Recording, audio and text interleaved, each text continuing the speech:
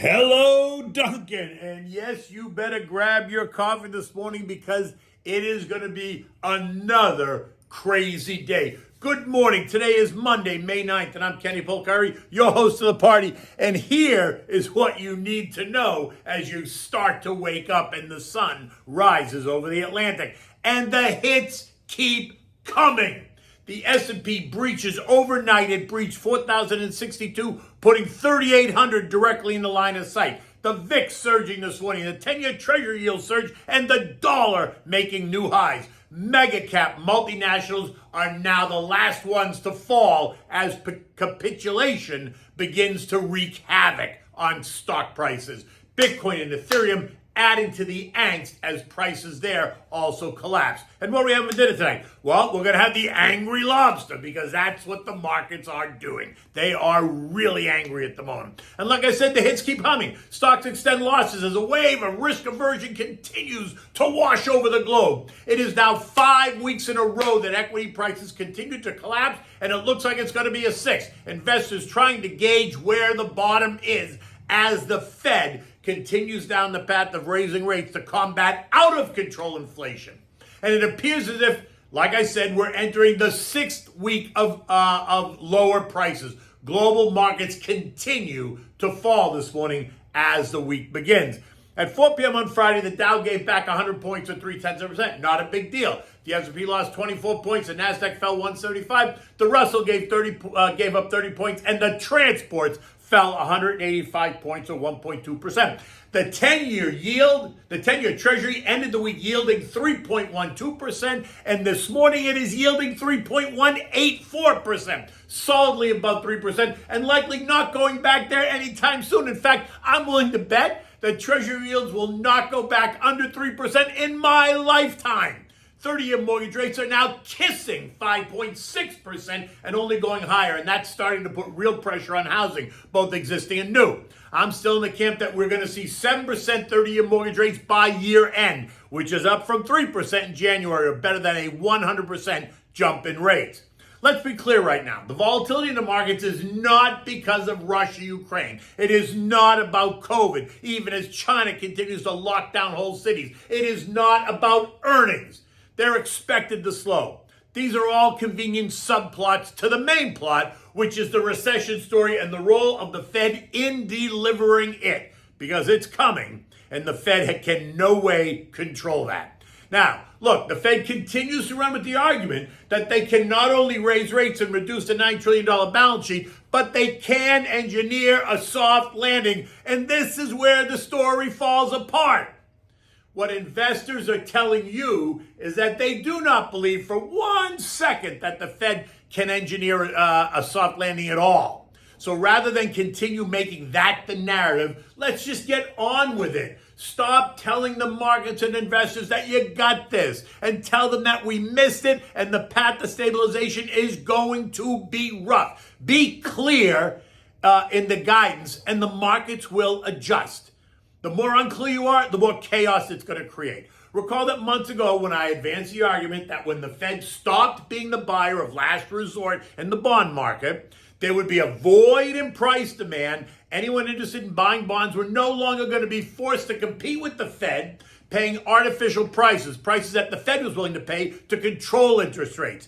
And now that the Fed has stopped buying bonds, at least stopped buying them at the rate that they were, there is a vacuum in bids. Institutional buyers are dropping their bids to lower levels because they don't have to compete with the Fed anymore. So as the sellers see that and they hit lower bids, prices fall on the bond market and yields surge. And this is only the beginning because we've only had 2 rate hikes so far. The market's pricing in at least 5 more this year and then more next year. And every time the Fed raises rates or hints at the next move, the bids in the bond market continue to move lower and the cycle continues. Lower prices, higher yields, lower prices, higher yields. It's Econ 101, supply and demand. And that story has only begun to be told. What the bond market is trying to figure out now is, will the Fed actively consider raising rates 75 basis points at the next meeting? Because that's what the bond market is telling you. Fed fund futures are now pricing in a 60% chance of a 75 basis point rate hike in June. When last week during Powell's press conference, he told us, oh, no, we're not even actively considering it, and I'm looking for 250 basis point moves in the next 2 months.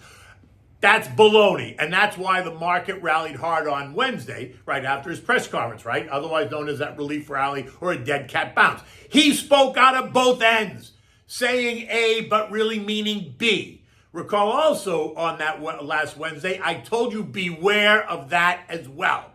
And another truth is that 50 basis point rate hikes is not going to do anything to slow down inflation. And by the way, neither is the 75 basis point increase. It's not going to do it either. But it will send a very clear message that the Fed recognizes they are well behind the 8 ball. Something we all know.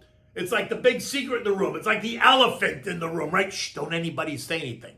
At 9 p.m. last night, futures were getting slammed. And this morning at 6 a.m., we find the Dow down 525 points, the S&P down 80, the NASDAQ down 310, and the Russell down 40. Asian markets all closed lower, and European markets are off to a negative start as well. Remember, good stocks get taken down when they start throwing everything out the window. Large cap multinationals, which should offer lots of stability, will suffer because it's easy to sell them and raise cash quickly, and it's usually the final step before complete capitulation. The VIX is up 11% this morning and likely going higher, and as it does, prices will decline. But again, I must ask, why is anybody at all surprised with this sell-off? I mean, think about it. Just why are you surprised? Word that both Ford Motor and another unnamed seller are selling blocks of 8 million and 13 million shares of Rivian Automotive as the lockup period for the stock expired yesterday is putting pressure on an already anxious market, especially in the tech space. Goldman is representing the Ford trade while JP Morgan is representing the other unnamed seller. Both trades expected to take place at $26.80, a price that was 6.6% below Friday's close of $28.79. Recall that Rivian, which is the electric car company, went public in November with all kinds of pomp and circumstance, then promptly traded as high as $180 before falling 83% to Friday's close. Ford still owns 94 million shares of Rivian, just in case you're counting. Not sure who the other seller is, but expect we'll find that out before the day is over. Because there'll be a leak, which seems to be the thing these days. Next up, Uber joins Robinhood and Facebook as the focus turns into cutting costs and overhead, saying there's been a seismic shift in the market and that they need to react accordingly. Oh, and that being hired by Uber is now considered a privilege as he tries to change the tone. Uber, like so many other disruptors, has gotten whacked and is now down 61% from the highs of March 2021. And there is no economic activity today that's going to drive the tone of the markets at all. But Wednesday does bring us the April CPI, right? The Consumer Price Index. Now, the CPI month-over-month number is expected to rise by 0.2% and 0.4% if you take out food and energy. Both less than last month, which makes 0 sense. And year over year is expected to rise by 8.1% and 6% ex food and energy. Again, less than last month, which makes 0 sense. Now, why does it make no sense? Because prices are surging everywhere, except in the used car market. Apparently, that's the driver. Last month's PPI report came in well ahead of the expectations, if you remember, and that means the CPI has to increase. It's illogical for it not to increase. So this idea that CPI is going to be lower than last month is convenient for the Fed narrative, but it's difficult to believe as a truth. I'm just saying, a rising PPI always causes the CPI to rise because rising producer prices are always passed on to the consumer. And in today's environment, manufacturers are not eating rising input prices. Not a chance, period. That's Econ 201. But it's also a government report, and they're going to tell us what they want to tell us. And if they tell us prices are weakening, I would ask, where are they weakening? And don't tell me used cars. It's ridiculous.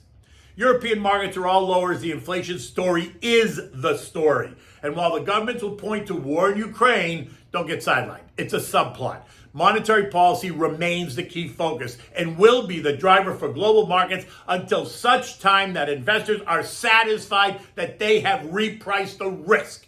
At 6:15 this morning, European markets are all down better than 1.3, 1.4%. Oil is down 2% or $2.15 a barrel this morning at 107.57. And this is because they're trying to tell us that traders and investors are concerned about this global economic slowdown and demand destruction, recession fears, and continued China lockdowns.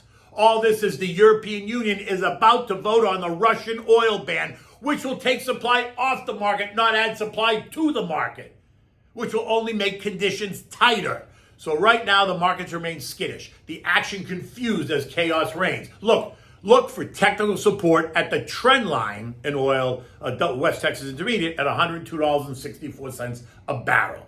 The S&P closed on Friday at 41.23 after testing as low as 4,067, just 5 points shy of the lows 4,062 created on May 2nd.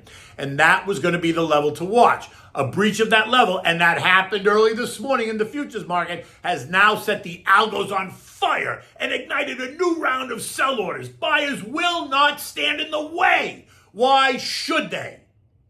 And that doesn't mean everyone's giving up, not at all. It just means that the market is working and pricing in the risk. So wherever it takes us, it takes us. You have to decide where you are on this ride. This breach now puts 3,800 in the line of sight.